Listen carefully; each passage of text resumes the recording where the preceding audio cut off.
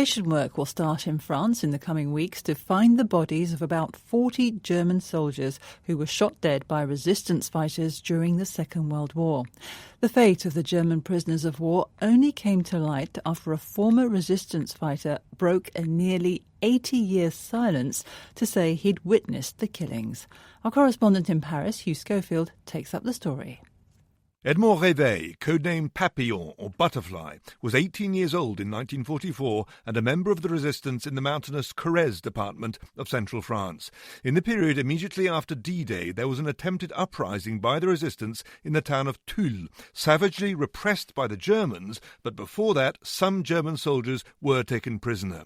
Réveil was part of the detachment escorting the prisoners through wooded countryside when orders came from higher up to kill them. The commander wept like a child when he got the order, Réveil said, but in the resistance there was discipline. He asked for volunteers. Réveil chose not to be one of them, and the Germans, around 40 of them, were told to dig their own graves and then shot. A French woman who had collaborated with the Gestapo was likewise killed. The story has only come to light now because at the very end of his life, Edmond Réveil, having kept silent for nearly 80 years, has decided to unburden himself of the secret. Evolutionary linguists believe they have made a significant breakthrough regarding the origin of Indo-European languages, including English and Sanskrit. The linguists say an ancient predecessor may have been spoken more than 8,100 years ago. The researchers are from Max Planck Institute for Evolutionary Anthropology in Germany. Their study may resolve a 200-year-old dispute over where the ancestor of English came from. One school of thought posits English has its roots in the Pontic-Caspian steppe on the northern shore of the Black Sea 6,000 years ago. A competing theory is that English originated from Anatolia, much of present-day Turkey, 9,000 years ago. Indo-European languages are spoken by nearly half of the world's population. The most commonly spoken members of this family are English, Hindi, Urdu, Spanish, Bengali, French, Russian, Portuguese, and Punjabi. Each of these have over 100 million native speakers. More than 80 language specialists created a huge databank of core vocabulary from 161 Indo-European languages. The study included 52 ancient and historical languages. Study co-author and associate professor Russell Gray said, "Ancient DNA and evolutionary language analysis combine to suggest that the resolution to the 200-year-old Indo-European enigma lies in a hybrid of the steppe and Anatolia hypotheses." This is Sean Daly reporting from Bellingham, Washington. Archaeologists have unearthed a collection of 12,000-year-old flutes carved out of tiny bird bones at a prehistoric site in Israel. It's believed they could be the earliest evidence of the use of sound in hunting. Here's Rebecca Wood.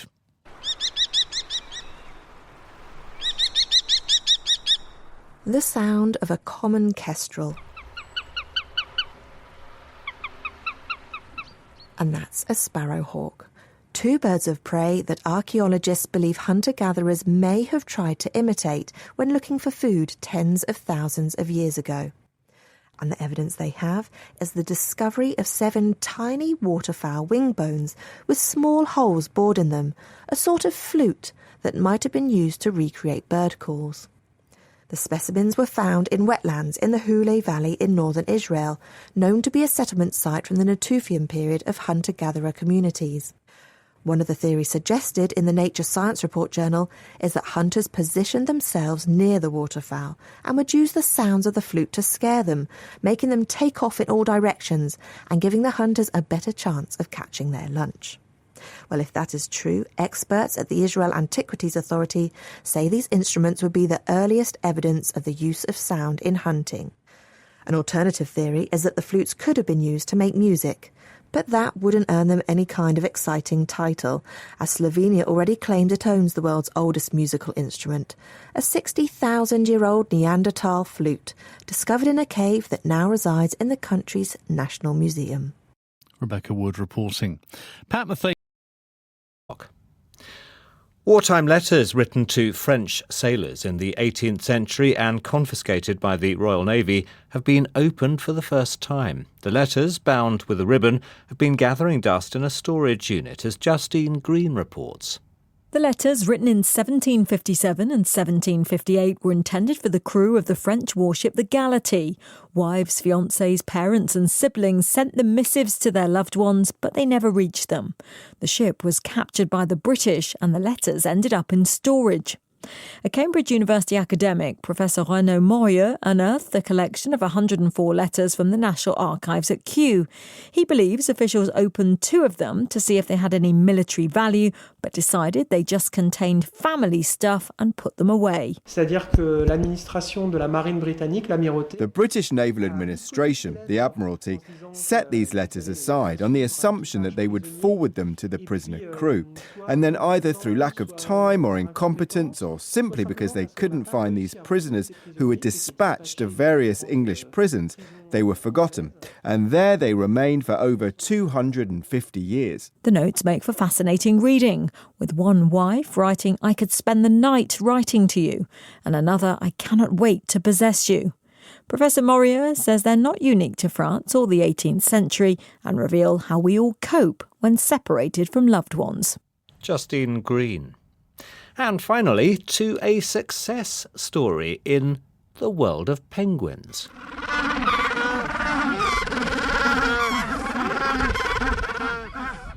In the last decade and a half, the 12 penguins who lived at the El Pedrol colony in Argentina have grown to 8,000, thanks to the work of conservationists. Among them is Dr. Pablo Borboroglu. He's been teaching others how to do this at a biodiversity summit in London, and also spoke to my colleague Mashal Hussain.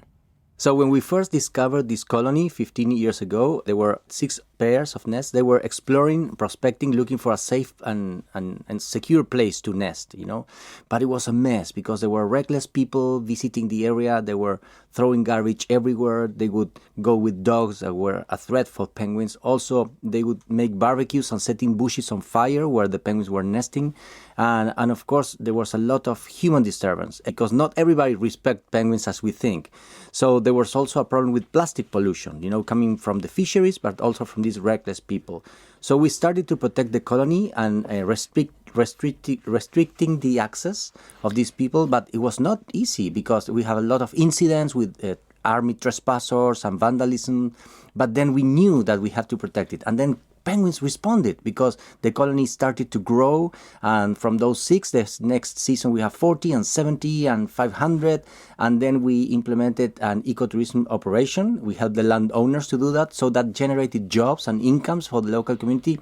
So people perceived that a live penguin was much useful for them, So it sounds like the first thing was actually sealing off the area to making it a no-go area for humans. Exactly, because the colony could have disappeared in one afternoon. With only 6 pairs, if a dog would kill them all, that would be it. But we also needed penguins to feel safe in that area. So we implemented a management plan, and then we implemented a lot of educational activities.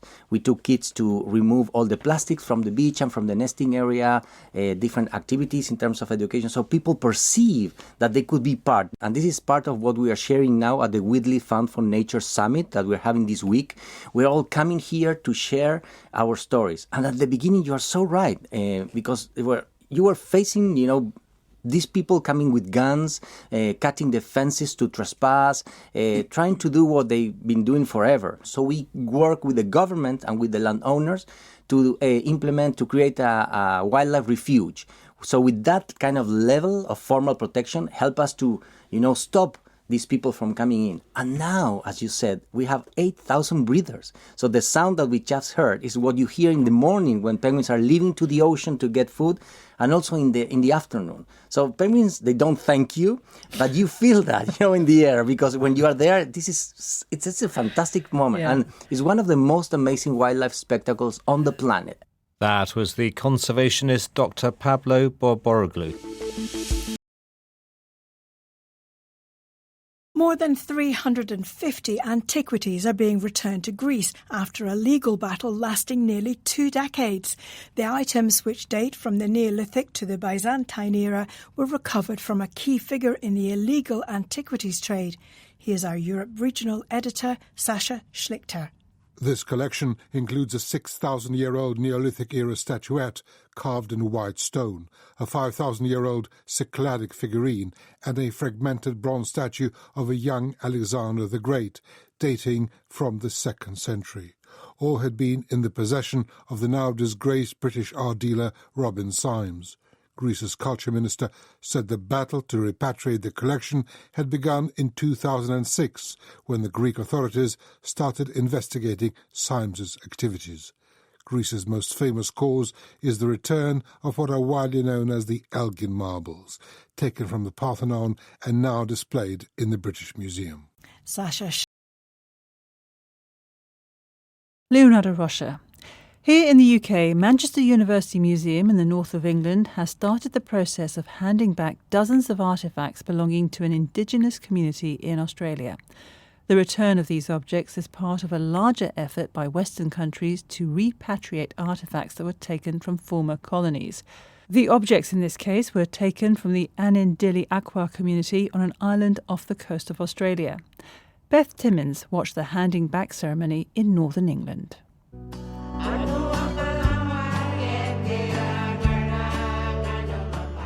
That's the song of Yana Mamalia, Ayankidaba, Langwa, playing at the University of Manchester's museum. It's about 14 clans and is sung by aunties from the Aboriginal and Anindili-Aqua community, celebrating the return of 174 artefacts. Across the world, requests for cultural heritage acquired during colonial periods are gaining momentum, and this collection, traded and bought by sociologist Professor Peter Worsley in the early 50s, will now be returned to its rightful owners in Groote Eylandt, off the coast of Australia's Northern Territory. One of whom, Elder Danjabana Nolene Lalara, was tearful as she thanked those at the ceremony. I'm emotional now, and thank you so much. From me, from my heart, and from my people, Anindili-Aqua people. Thank you. The Worsley collection includes fishing spears, boomerangs and shell dolls, painted with totemic designs to represent Mamarika and Burra clans. I spoke to delegates from the Anindili-Aqua community, Nolene and Macy Lalara and Amathea Mamarika. I'm so proud of my people. It's been a wonderful journey for me all the way to Manchester. And I hope you guys also from all around the world, I hope you're also happy about your artifacts have been returned. And why is it important for you to have these shells and the other 174 objects? The artifacts are going back home, and we want to give the knowledge and skills to our future leaders. It's not only a shell, it's got meanings and stories about the doll shells, and it's very important to us. On the table, there are some shells that are about as big as my finger. Some of them are wrapped in parts of fabric, which have been hand-painted with ochre. Some of them are smaller, and they represent the children. And some of the shells look like they've been wrapped with string. They're beautiful colours and designs. And no one's being allowed to film or photograph what's on the table because of its importance in the ceremony today. After a gruelling 4 flights over 3 days, this part of Anindili-Aqua heritage will be back in Groote Eylandt, where Amathea told me her grandmother had played with them half a century ago. All these things we bring them back home because it's got a Dreamtime stories in it, our history, it's got everything's on it, our totems. So we need these things, our ancestors, all in time to bring them back to our country, for our future, to keep on doing it, to make it alive.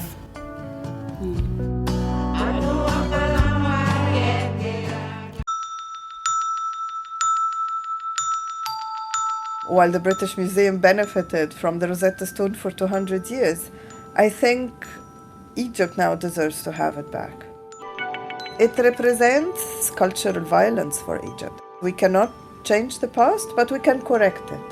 So I think claiming back our past represents for us moving towards healing from past crimes and moving towards giving a different future for Egyptians. What do you think it would do to Egypt's sense of self to have the Rosetta Stone back? What do you think it would do? I think it's important for the new Egyptian nation building, for the idea of self, where we came from and where we're going. There would be a real sense of, yes, we can use diplomacy, we can use advocacy to gain back what was taken from us by violence. And I think this would empower just normal Egyptians to believe that there are methods and modes to correct past crimes, and I think it's very empowering. Why the Rosetta Stone and not other artefacts, the bust of Nefertiti, for example?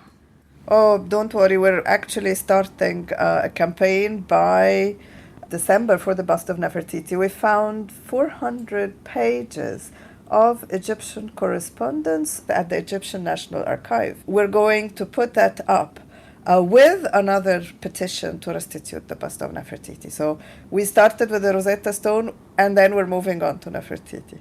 I asked Monica if Egypt is offering anything to Britain in exchange for the Rosetta Stone. She exclaimed rather at the suggestion and reminded me that's not quite how colonial history worked. Do we have, for example, a piano of Handel in Cairo?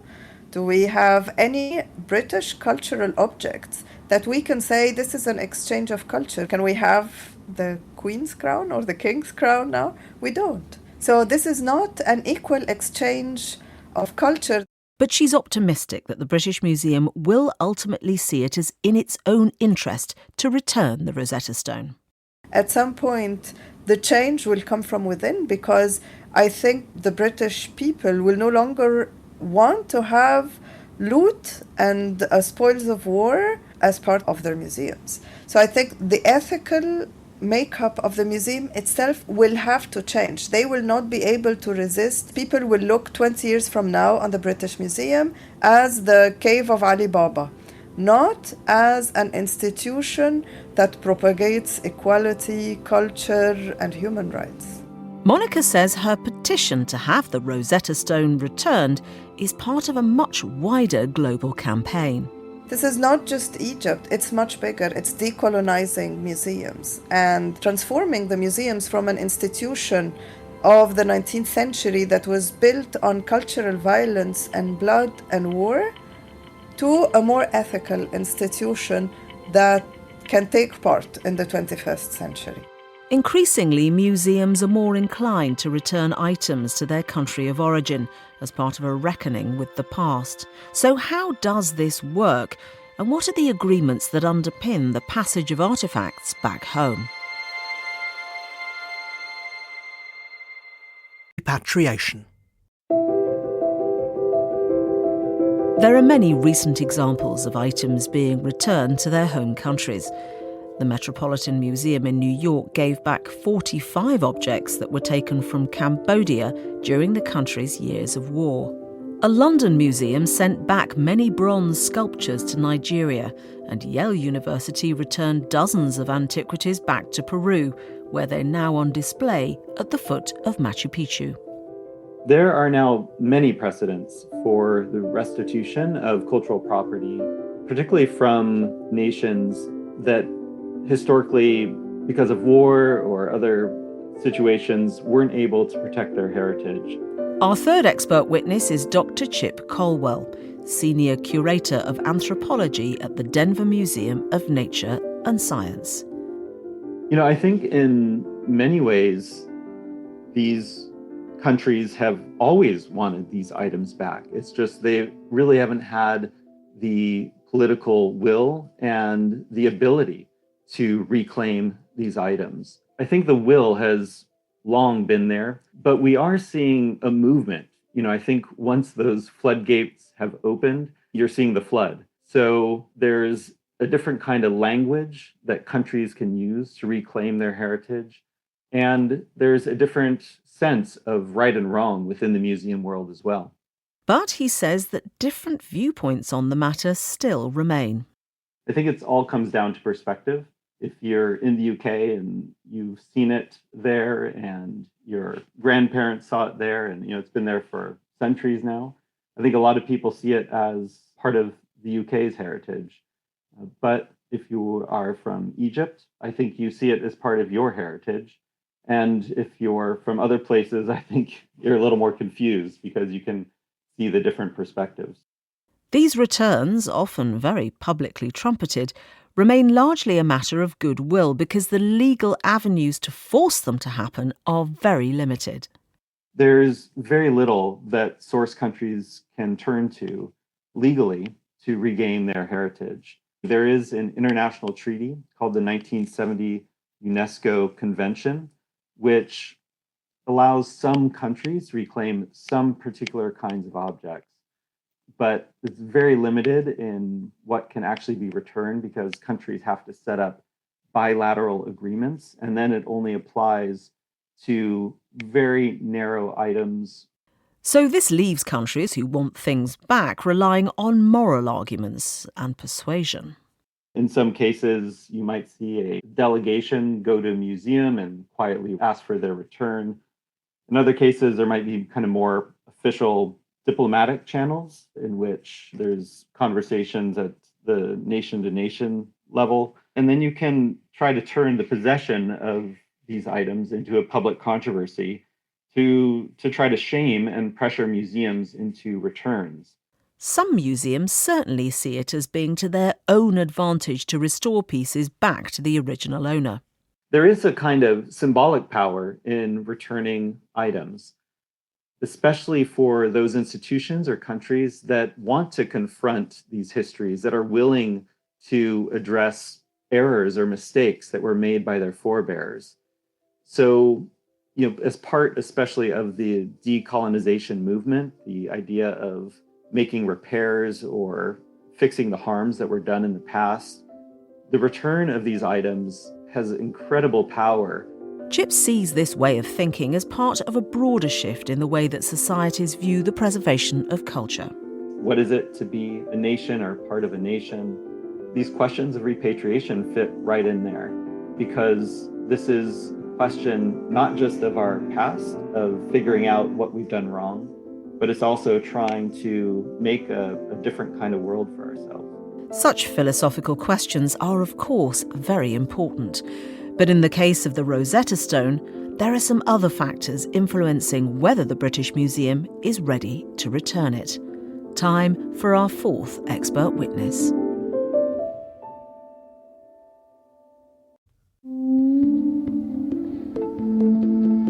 I would say that the Rosetta Stone has definitely changed our understanding of ancient Egypt.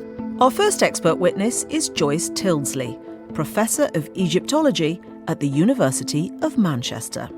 It's not important because of the text that's inscribed on it. It's important because of the use that was made of that text. Ancient Egypt was one of the world's earliest and most enduring empires. It was also one of its most powerful. Over 3,000 years, it boasted many achievements in construction, agriculture, and medicine. But among its finest discoveries was a system of writing. Scribes were tasked with keeping records not just in the spoken or demotic language, but also in the more formal texts of hieroglyphs. They wrote on monuments in the same way that we put up monumental inscriptions today. They told of the deeds they'd done. On temple walls, they would write prayers and offerings to the gods, and tombs as well. Anything really that was official was written in hieroglyphs. There are other forms of writing as well, more easily done forms of writing that were used in daily activities. Egypt ended up being a land that was filled with monuments covered in hieroglyphic writings. In the final few centuries of the Egyptian Empire, at around 332 BC, another language, Greek, was added to the written and spoken word. This a consequence of the conquering of its lands by the Macedonian king, Alexander the Great. Then, another 300 years later, in 31 BC, the age of the pharaohs drew to an abrupt end when Egypt became part of the Roman Empire. And whilst Greek remained as the official language of the government, the new language of society was Latin. The ancient Egyptian script and the ancient Egyptian language gradually died out, so that at the end of the Roman period, very few people could write the hieroglyphic script. And as the years went by, the knowledge of this was lost. And so the stories behind ancient Egypt's rich past began to retreat into the mists of time. The Egyptian artifacts that were slowly making their way into museums, both in Egypt and in the West, they were without provenance. They had no connection. You couldn't devise a history around them. So they were regarded more as curiosities rather than actual historical artifacts. People would go and look at them, but it was regarded kind of as a bit of a dead end because nobody could tie it into anything else. Throughout the centuries that followed, there were many attempts to shed light on Egypt's past. But without understanding its scriptures, it was beyond reach. The problem is, I think, for observers, it just looked like lots of little pictures. People who were looking at it and decided that they'd like to try and translate it were very much misled by the look of the language and didn't really understand that it was a phonetic language and that it had grammatical rules and so on. You had a land that was packed full of statues and temples and tombs, but nobody knew how old they were because nobody could read the history. It was a land without history. Then, in 1798, Napoleon's troops entered Egypt, and one of his commanders discovered a stone that had originated from an ancient Egyptian monument. The inscriptions upon it were highly unusual because it was engraved with a similar text in 3 different types of writing. There was what we now know to be ancient Egyptian hieroglyphs, ancient Egyptian demotic, and underneath there was a Greek text. And at this time, people could read ancient Greek. It was very clear, very quickly, that this piece might be the key to deciphering the hieroglyphic text. And, of course, the Demotic text as well, because that couldn't be read either. The stone was sent off to Cairo and shown to experts who agreed that this was a really important piece. For the next 2 decades, scholars pored over this fascinating antiquity, trying to match one piece of writing to another. After a lot of hard study, Frenchman Jean-François Champollion, who had a good knowledge of Coptic plus other languages, was able to finally compile a list of signs and to work out how to do rough translations of the hieroglyphic script. And in 1822, he actually announced that he had decoded the script. It had taken 20 years, but what had emerged was that far from being a string of pictures, the language of hieroglyphs had its own grammar, its own structure, and what helped historians work out a timeline was that royal names were encircled. Basically, this really was the turning point in Egyptology, because up to this point, without the ability to read the writing, no one could really understand what was going on. Was this a civilization that had lasted for 3,000 years, or was it a civilization that had lasted for 500 years? It wasn't very clear at all. And as soon as it became possible to read the texts, then it became possible to develop a chronology. So for Egyptologists, it's a huge discovery, this ability to read the writing. By now, Napoleon had been defeated by the British, and the Rosetta Stone was kept in London. 2 centuries on, and Egyptian scholars are making their case for it to be returned to the place it was first found. Time for our second expert witness.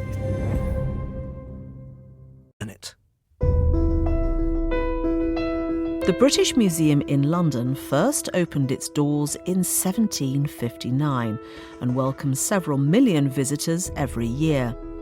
It's one of the largest and most important museums documenting human history in the world and has over 7 million objects in its possession. I'm an advisor on cultural restitution, and I run a blog called returningheritage.com, which is an archive of information about cultural restitution. Lewis McNaught is our 4th expert witness. He says it's common for museums established by former colonial powers to have objects that are a legacy of their history. There are a multitude of objects in the British Museum which have been collected quite legally. They've come from bequests, donations, archaeological excavations in which the museum has participated. But there are also a worryingly large number of objects which were looted in very violent circumstances. One such example is a group of sculptures called the Benin Bronzes, originating from modern-day Nigeria. The bronzes themselves are several centuries old. Another museum in London has returned those that were in its possession. Meanwhile, the British Museum still has several hundred of them, only a fraction of which are on display.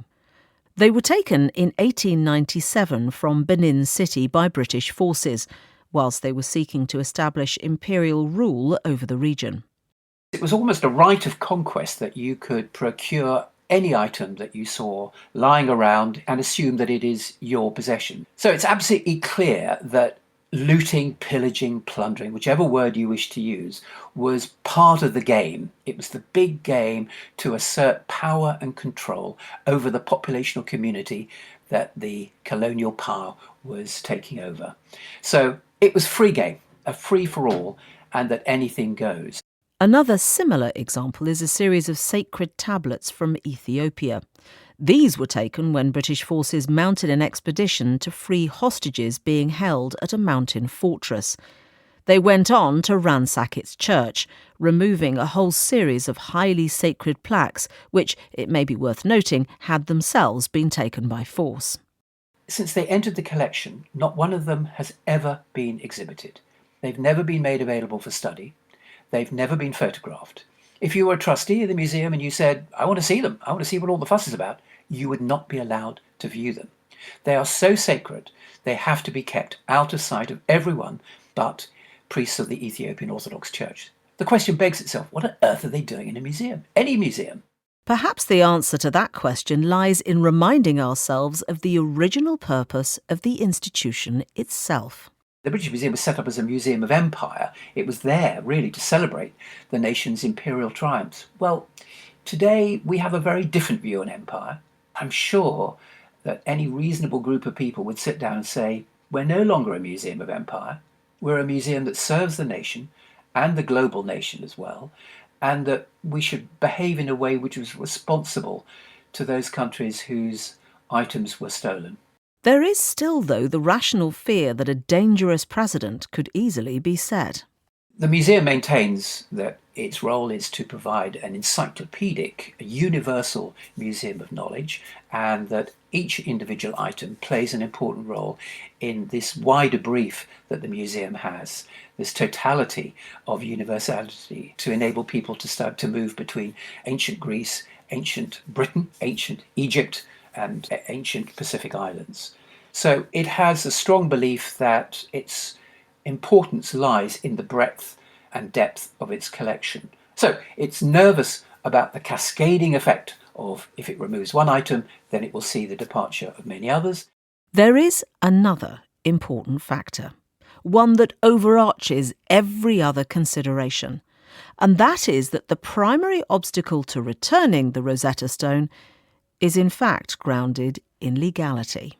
Quite simply, it would be a breach of the law to return the Rosetta Stone. Almost every object which entered the British Museum's collection is subject to the British Museum Act, which effectively prevents the trustees from returning any object. Regardless of whether there is a strong moral case, ethical case, there is no possibility of the Rosetta Stone being returned unless there is a change in the British Museum Act.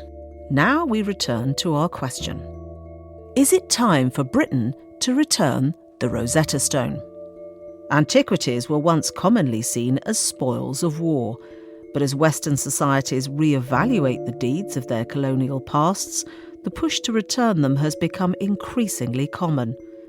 Often museums repatriate pieces believing that it adds value to their own personal story. There's generally no means for exchange or bargaining and barely any legal framework. The Rosetta Stone has, of course, particular significance. What seems at first glance to be a rather unprepossessing lump of granite some metres squared has allowed scholars to unlock the culture, beliefs and rituals of ancient Egypt. The British Museum points out there has been no formal request from the Egyptian government to return the Rosetta Stone, and told us that it greatly values positive collaborations with colleagues across Egypt, adding that the stone is the focus of a new exhibition on hieroglyphs. Perhaps the real answer to our question lies in the insight of Neil McGregor, the former director of the British Museum, who's pointed out that the Rosetta Stone has in fact not 3 scripts written upon it, but 4. As we've said, there are 2 Egyptian texts and 1 Greek. But printed on one side of the stone is also something added much, much later.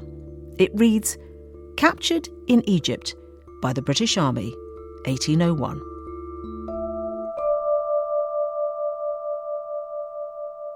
The debate has become more heated recently after some museums and governments around the world began returning artefacts to their countries of origin. I got the latest on the row from the Global News podcast's Peter Goffin. We've seen a statement from the British Museum which says it's in discussions with Greece about a long-term partnership around the Parthenon sculptures so that they can be shared with audiences around the world while still, in the museum's words, maintaining the integrity of the British Museum's collection. The museum has also said that under current British law, it cannot unilaterally decide to send artifacts permanently back to their countries of origin, though they can be loaned out. But this issue goes far beyond the so-called Elgin marbles. So, Ollie, I would like to take you on a little tour of the British Museum. We'll start with another headliner artifact, the Rosetta Stone. This is the giant tablet that helped modern scholars understand ancient Egyptian hieroglyphics. It was uncovered by Napoleon's occupying armies, then taken by Britain as a spoil of war. Last year, thousands of Egyptians signed petitions demanding it back and calling the stone's presence in the British Museum a symbol of Western cultural violence. Now, speaking of stone, the British Museum also has 2 Moai statues. You may know them better as the Easter Island heads. They were taken from Polynesia by the British Navy in the 1800s and given as a gift to Queen Victoria. Well, now the descendants of the indigenous people who carved those statues have said they represent the spirits of their ancestors, and Chile, which owns Easter Island, has tried to negotiate their return, so far without success. And before we leave the museum, Ollie, I want to show you to the Benin bronzes, these elaborate carvings from what is now Nigeria. They decorated the royal palaces of the Edo people and were used in rituals. They were looted by British colonial forces near the end of the 1800s as part of a brutal crackdown on Benin's leaders. Some were sold on to Germany, many of them still in the British Museum, a strong point of contention between Britain and Nigeria. Yeah, you mentioned Germany. Some Benin bronzes have been returned by Germany, so I guess more pressure on the UK to do the same. That's right. France returned some Benin artifacts as well. That was part of a commitment made by the French President Emmanuel Macron to return as many artifacts looted from their historical colonies in Africa as possible. He told Burkina Faso in 2017 that African heritage can't just be in European private collections and museums. Now, Germany, as you mentioned, has taken similar steps. Belgium has recently presented the Democratic Republic of Congo with an inventory list of Congolese cultural artifacts that it still has. And in North America, there's been a growing movement of major museums returning the remains of indigenous people, which have been in their collections as treated basically as specimens for decades. Peter Goffin.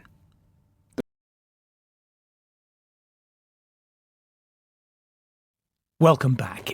It is the stuff of heist films and best-selling fiction, the theft of priceless jewellery from the British Museum in London. We gave you details in our earlier podcast of the robbery of items, including gemstones dating back to 1500 BC from the museum's vaults. A member of staff has been arrested. Well, George Osborne, chairman of the museum, said the theft, which was discovered earlier this year, was a sad day for all who love our British Museum, and the staff would do whatever it takes to improve security. Christopher Marinello is a lawyer and founder of Art Recovery International, specialising in recovering stolen art and artefacts. He spoke to Simon Jack. Well, it happens every single day around the world. What's shocking is that it's happened to the British Museum, one of the most important and well-funded museums in the world. Would they put out feelers to somebody like you and say, keep your eyes peeled for various stolen artifacts? Well, I would hope so. I mean, historically, we have been notified once there is a list of objects that have been stolen. That should be the priority at this point, is preparing an inventory and comparing it with a previous inventory to find out what exactly is missing, and then get those objects listed on various databases, private, public, Interpol, so that the art market could start searching for these objects. Because what kind of a market is there for stolen artifacts like this? I would have thought that once the word is out and you've got this inventory that you say, it'd be very difficult to move on. Or are there private collectors who have got no scruples about this? Well, we're talking about the art world, and that's something where scruples is hard to come by. We have very reputable auction houses that will do due diligence, that will hold objects that they know are stolen. But then you have a lot of smaller auction houses that are more interested in earning commissions and get frustrated when someone reports something as stolen in their sale room, and they just hand it back to the person who brought it in. And then you have disreputable dealers who will handle anything to make a profit. And, so there is also the black market, which will sell anything at a severe discount to collectors and dealers who do no due diligence and really don't care. That was Christopher Maranello.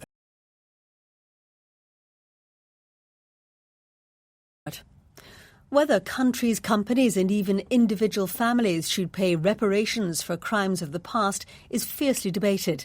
The former BBC journalist Laura Trevelyan made headlines last year when she travelled to the Caribbean island of Grenada to apologise for her family's links to slavery. The family also promised to pay more than $120,000 in compensation. But this led to further questions about the role of one of her ancestors in the Irish famine and whether the Trevelyans should offer money to Ireland itself. Charlotte Gallagher reports. The Great Famine is one of the defining moments of Irish history. Between 1845 and 1852, more than 1 million people died. Another million fled the country out of desperation. Emigration and death caused the population to fall by up to 25%. It began with a natural disaster, the failure of the potato crop. But the actions of the UK government, which controlled the whole island at that point, made the situation much, much worse. Not enough aid was sent, and crops were being exported from Ireland while its people starved. Sir Charles Trevelyan was the official in charge of famine relief in the 1840s. He limited the food aid programme and wrote that the judgment of God sent the calamity to teach the Irish a lesson. He was so hated that a folk song even singled him out for blame. For you stole Trevelyan's car, so the young might see the morn. Speaking to BBC Radio Ulster, his descendant Laura Trevelyan said her family would consider offering compensation if the Irish government asked. But she said it was a different situation to what her ancestors had done in the Caribbean. Sir Charles was acting as for the British state, and the British state has acknowledged his role and said that it was wrong. Whereas in the Caribbean, we're talking about a family that privately profited from a crime against humanity. Laura Trevelyan says her family have confronted their slave-owning past. She's encouraging others, including the British monarchy and government, to do the same. Charlotte Gallagher.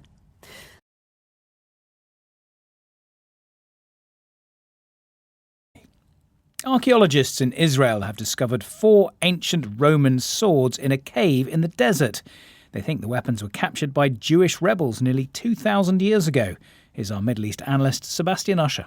The swords were found in a remote cave overlooking the Dead Sea. At the entrance, a coin was also found from the time of a famous revolt by Jewish fighters against Roman rule in what was then Judea. That's led the archaeologists who made the discovery to herald it as a rare find that casts new light on the era. They believe that the ancient swords may have been taken as booty from Roman soldiers on or off the battlefield. The Bar Kokhba revolt saw Jewish fighters take control of much of Judea for several years until the Roman Emperor Hadrian brought the full force of the imperial army down on the rebels, crushing them decisively. Sebastian Usher. Multi-million-dollar lawsuit brought against the former King of Spain, Juan Carlos, by his ex-lover has been thrown out by London's High Court. She'd accused him of harassing her after she refused to return tens of millions of dollars of gifts. But the judge ruled that the English court could not rule on the dispute between them. Here's our Europe regional editor, Paul Moss. It is, you might say, a scandal fit for a king. But then Spain's former sovereign, Juan Carlos I, and his family have long had pretty colourful lives. The king's daughter, Princess Cristina, stood trial, charged with assisting a fraud operation run by her husband. He went to jail, she was acquitted, but was forced to drop her royal title. The king himself was always the subject of pretty lurid gossip, but it turned concrete when the king was found to have gone on a luxury elephant hunting trip to Botswana. Firstly, Spain was in the midst of economic crisis, so people were not too impressed by this display of opulence. But also, killing elephants wasn't exactly a good look for the king, given he was local president of the World Wildlife Fund. Then it turned out he'd brought with him to Botswana his not-so-secret lover, Corina zu sein Wittgenstein sein. All these events led to Juan Carlos abdicating, and at some point it seems he lost his lover too. Ms. sein Wittgenstein sein says the king asked her to return lots of jewellery and artwork he'd gifted her. She refused, and he allegedly sent people to her home issuing threats, so she sued him. According to the king, today's court decision confirmed his innocence, but the judge only ruled that a UK court didn't have jurisdiction over this affair. Whether the events really happened, well, that will be up to history to decide, and perhaps another court case. Paul Moss.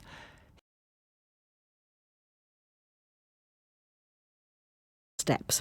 And in New Zealand, an ignored historic site in Dunedin has been recognised as culturally significant. The 111-year-old toilets have been placed on the Heritage New Zealand list. A Heritage NZ assessment advisor, Alison Breeze, described the toilets as really significant in their ordinariness. Fill in your own puns about flushed with success if you really must. And I'm Beth. Names tell us a lot about a person. Many names have meanings. Paul, for example, means humble, and the name Anna originated from a Hebrew word meaning graceful. Our name is an important part of our identity. If you hear someone shout your name in the street, you automatically turn to look. But names also reveal cultural and family connections, which give us a sense of our history and our place in the world. In this programme, we'll be meeting a writer whose name combines two very different sides of her identity, one English and the other Indian. Sheila Banerjee was born in Hayes, West London, to parents from the East Indian state of Bengal. We'll be hearing about Sheila's research into her name and family history, and as usual, we'll be learning some useful new vocabulary as well. But first, I have a question for you, Neil. As every parent knows, choosing your child's name isn't easy. Names go in and out of fashion, and a name that was popular one year soon becomes old-fashioned. So what was the most popular name for baby girls in the UK last year? Was it A, Florence, B, Olivia, or C, Amelia? I'll guess it was Olivia. OK, Neil, we'll find out the answer later in the programme. Sheila Banerjee's name came out of her parents' journey from British India to West London in the 1950s. Here, she tells BBC Radio 4 programme Word of Mouth how reflecting on this journey inspired her new book, What's in a Name, which blends her own life story with history and politics. As soon as I started thinking about it, this name Sheila, which is, I was a 7-year-old girl living in Hayes called Sheila, this very typical English name. What's that name doing then? If you start to pull at that, the threads lead you to the story of my Bengali parents' migration over here, to mass migration from the colonies after the war to this country. And then Banerjee contains all these stories about colonialism and caste. Her parents wanted their daughter to feel safe in London, so they gave her a typical English name, Sheila. If something is typical, it shows the usual features of a particular type of person or thing. Mass migrations have happened throughout history. In the 1950s and 1960s, many South Asian families, including Sheila's, migrated west to cities in the UK. But this is just one half of the story. Sheila's family name, Banerjee, reflects her roots in the Bengali culture of East India, where surnames tell a lot about a person's social status or caste. Here's Sheila explaining more to BBC Radio 4 programme Word of Mouth. It is an Indian name, but actually it's not my real name. You've got names like Banerjee, Mukherjee, Chatterjee, which, nowadays people hear over here. But Banerjee is an anglicised form of my original name, which would have been Bandyopadhyay. And it's a name that was changed by the British when they went over there because they really basically couldn't be bothered to pronounce it or couldn't pronounce it. And for me, it's always been a very mixed name because it signifies that we were colonial subjects. And so it's a tricky name to be carrying around. Sheila's surname is actually pronounced Bandyopadhyay, but during colonial times the name became anglicised. It was changed to sound more English. This happened a lot. The surnames Chattopadhyay became Chatterjee and Mukhopadhyay became Mukherjee, either because the British rulers couldn't pronounce them or because they couldn't be bothered. They didn't make the effort. Sheila feels her anglicised surname has always been tricky, difficult to use, because of the association with colonialism and oppression. Ironically, it was London, the capital of the British Empire, that in modern times became the destination for migrants from all over the world. OK, it's time to reveal the answer to your question, Beth. What was the most popular girl's name in 2022? I guessed it was Olivia. Which was the correct answer. In 2022, Olivia remained the most popular girl's name for the 6th year in a row and was given to 3,649 baby girls. According to recent data, we may have fallen out of love with chewing gum. Consumer research firm Circana says gum sales around the world have plummeted by nearly a third since 2018. So what's going on? Michael Waters, a reporter for The Atlantic magazine, has been investigating and has, excuse the pun, been chewing over his findings with Evan Davis. Chewing gum has quietly disappeared from the cultural mainstream, especially over the last couple decades. And there are a bunch of different factors that I think are influencing that, from the declined prominence of chewing gum in pop culture to this general shift towards e-commerce, which has really left behind these tiny purchases like gum that you buy when you're at a store. And then chewing gum has not recovered from the pandemic. People are not going back to the office at the same levels. And so on your morning commute, if you used to chew gum with this expectation that you're going to be exposed to all these coworkers, you want your breath to smell good, that's not happening anymore to the same extent. And in the article, you trace through how it's used in Hollywood, the sexual role of being seen chewing gum, the rebelliousness that you might see. Talk us through that one, Michael. In the context of the Aztecs, for instance, chewing gum was really associated with sexuality, especially sex work, especially among women. And I think you see versions of that repeated into the 20th century, into the Hollywood story. I talked to some experts who speculated it's truly just about mouth movements and something suggestive in that. But this is an interestingly repeated phenomenon throughout different cultures over the last several centuries, where chewing gum is really associated with this sense of edge and this sense of sexuality. Double your pleasure, double your fun with double good mint gum. And especially in the US, when Wrigley was first taking off, its marketing really played on that. And so you see Wrigley marketing in women's magazines and often referencing in sneaky ways in the 1920s and 30s sexuality. And that was sort of how gum was marketed, and that was how it was perceived. And by the 1950s, what you start to see is that Hollywood seizes on that. And chewing gum for a time becomes really associated with Marlon Brando. A lot of his characters are seen chewing gum, and he himself became famous for chewing gum on sets. And you see that repeated throughout the 20th century when you get to movies like Grease, for instance, where basically everyone is chewing gum all the time, in addition to smoking cigarettes. Baby, don't blow it. Don't put my good advice to And so chewing gum, where it was once associated with this dirty sexuality in the early 20th century, it becomes reclaimed by the middle of the 20th century, especially among young people who see it as that they can chew gum at school and it's against the rules and it's rebelling to some extent against sort of authority. There is just a larger celebration of difference and edge among young people today. And so I think there's no longer this universal archetype of what edge means among young people today. Atlantic magazine reporter Michael Waters. Welcome back. Google has removed a highly controversial game called Slavery Simulator from its App Store after it caused outrage in Brazil.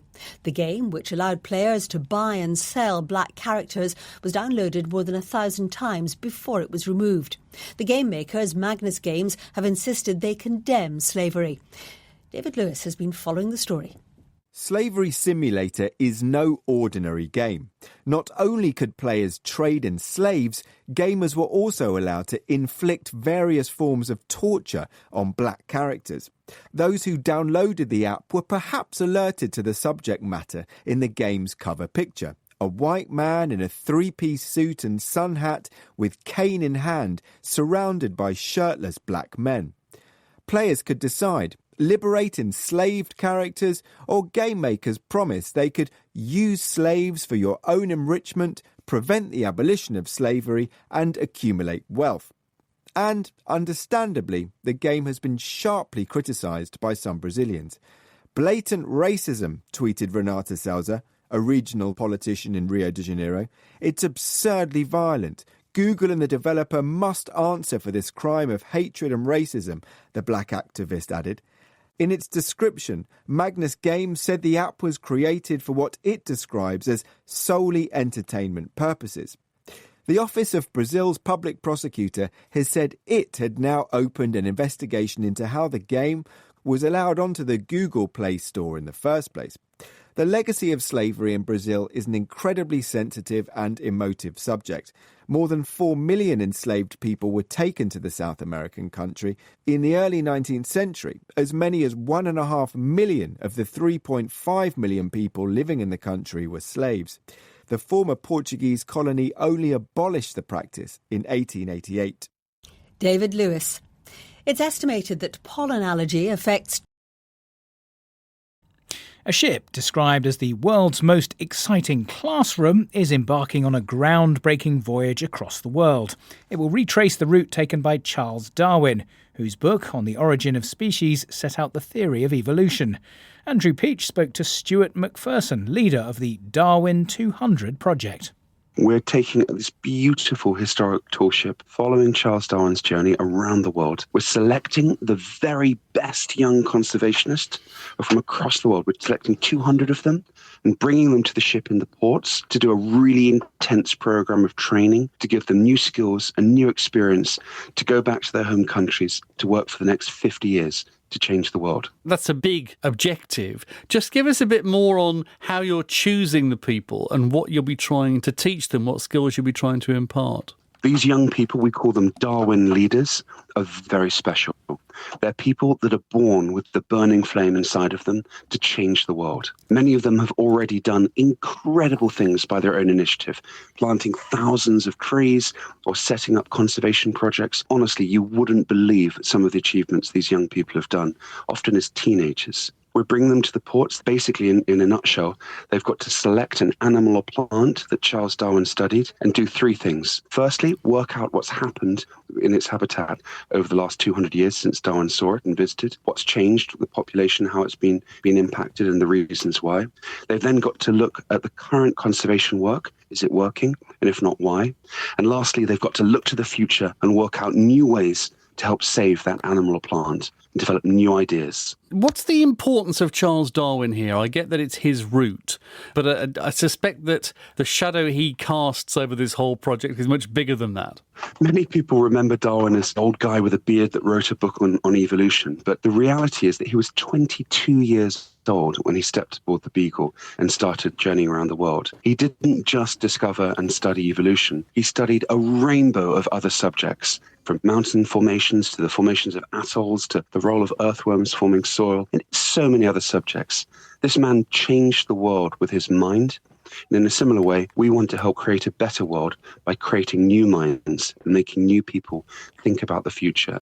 So what we're trying to do is create the drivers of change to have a ripple effect. So these young people, they're between 18 and 25. They've already dedicated their lives to conservation. What we're trying to do is enhance them, give them new skills, new experience, new knowledge that they'll then take away.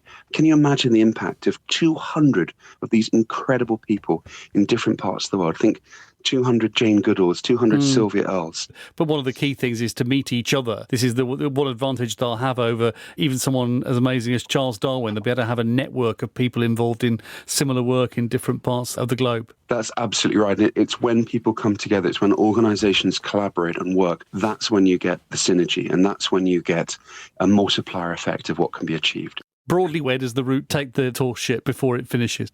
We set out from Plymouth, just like Charles Darwin did nearly 2 centuries ago. We go down the Atlantic, visiting Canary Islands, Cape Verde, down the coast of South America, up the west coast of South America, across the Pacific to Australia, and then back again via Cape Horn and the Cape of Good Hope to Falmouth, where Darwin stepped ashore. Stuart McPherson talking to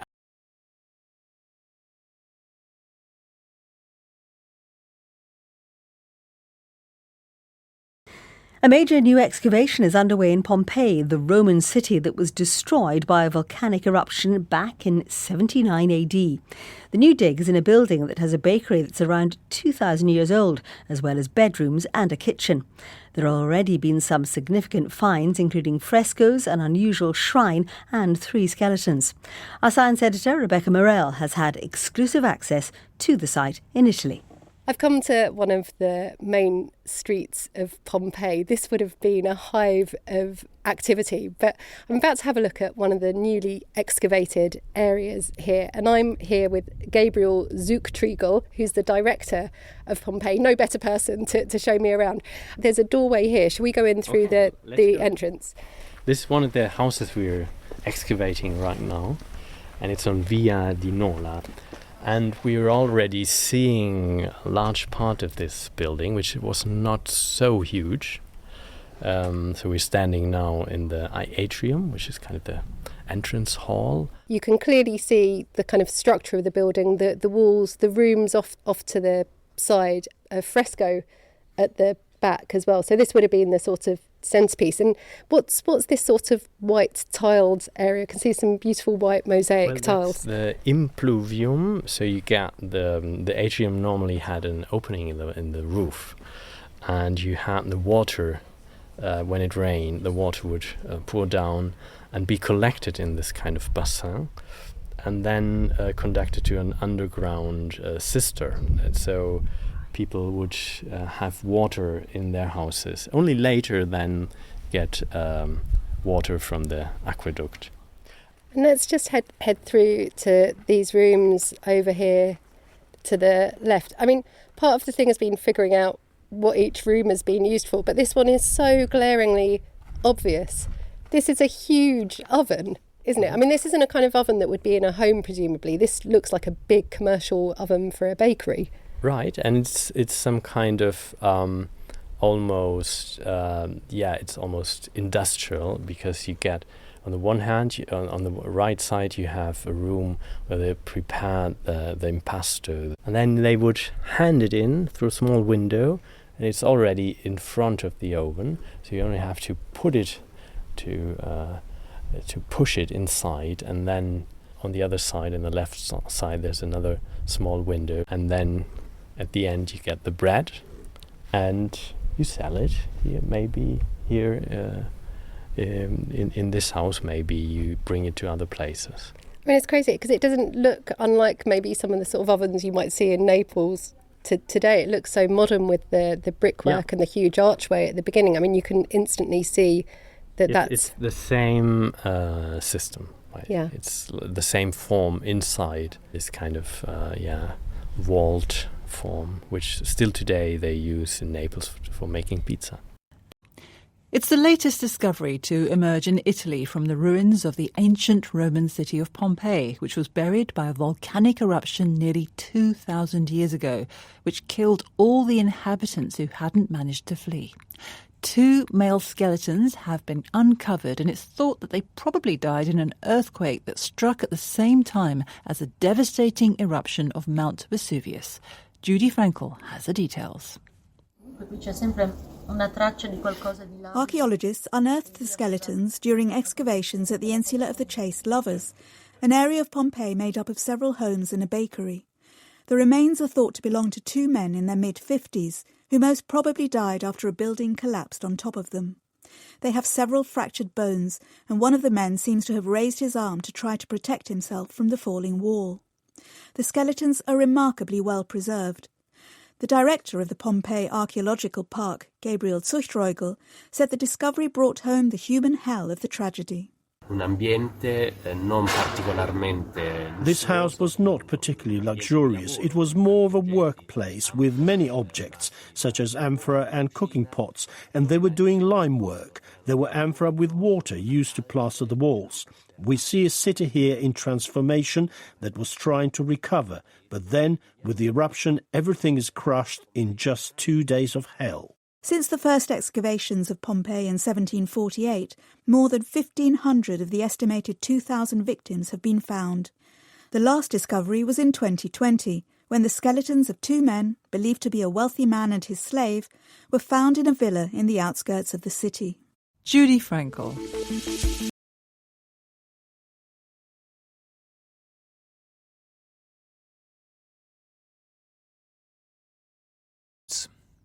A set of footprints have unlocked the secrets of when early humans reached North America.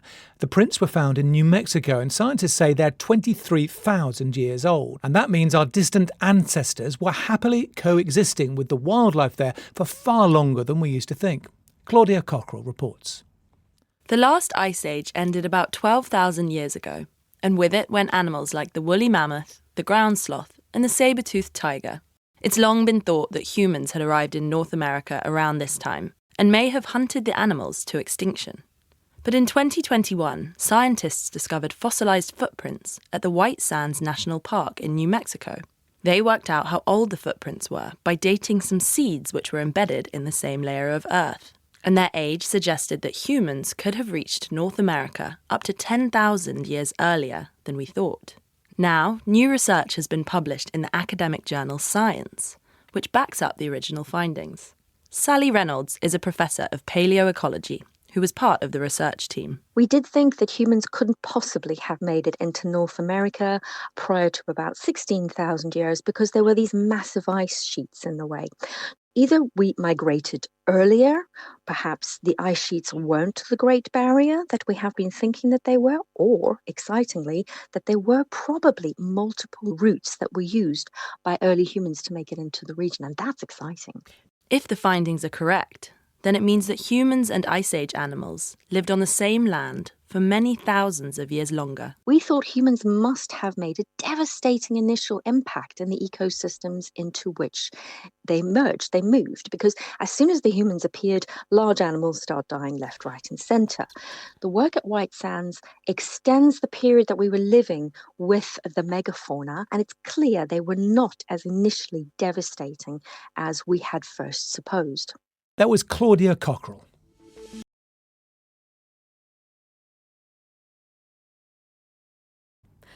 The Titanic sank 111 years ago, but there is still great fascination with anything connected to the luxury liner, including, it seems, what people ate on board. On Saturday, a very rare item, a menu from the ship, fetched more than $100,000. It's dated April the 11th, 3 days before the ship struck an iceberg in the North Atlantic, leading to the loss of 1,500 lives. Andrew Aldridge is the managing director of the English auction house that organised the sale, and James Kumarasamy asked him what was on the menu that night. Let's put it this way, they didn't go hungry. It was fairly opulent fare, as you would expect with a first-class menu on the Titanic. You had options of oysters, salmon, beef. Here's a good one, squab a la Godard, that's pigeon. You had lamb, you had chicken, you had multiple courses. And how was this menu preserved? I was approached earlier in the year by a couple in Canada, and they were going through their father's possessions. He passed a few years before, and they were going through various albums of photographs and letters, etc. And they opened up a page and this menu staring out at them. 48 hours later, I opened the package and I was like, OMG, this is the real deal. Completely unique menu. Ironically, there are more April the 14th menus than other menus. And the simple answer to that is she hit the berg late on April the 14th. Gentlemen were dressed in their smart suits, having their dinner. And it happens today on a liner. that you have a very nice dinner. You'll take the menu as a souvenir. You get back to your cabin, the ship hits the berg, you get on deck, it's cold, you give your wife your dinner jacket because you want to keep them warm. They'll get in a lifeboat, they're saved. They get to New York, they open the jacket, feel inside, and there's a menu. What do you say to people who might wonder whether there's something a little bit lurid about collecting items from people who died in this way? These particular items, we're talking about these men 111 years afterwards. We've got a watch in this sale. A gentleman called Sina Cantor. He was a Belarusian and he was travelling to the US to study medicine with his wife. He drowned. She lived. His watch went back to his wife. Her descendants sold it about 10 years ago. Through that piece of memorabilia, that man's memory is kept alive. You know, we're still talking about these people 111 years later. And that's why people are interested in these objects. You know, it's a question I'm asked all the time by the media. Why are people still talking about this 111 years later? Distill the story to its basic essence. It's a large liner, hits an iceberg, sinks with a horrific loss of life. But where the interest of this lies is you've got 2,200 plus people on that ship. Every man, woman and child on that ship has a story to tell. Those stories in many ways are told through this memorabilia, and that's why we're still talking about it. Andrew Aldridge speaking to James Kumarasamy.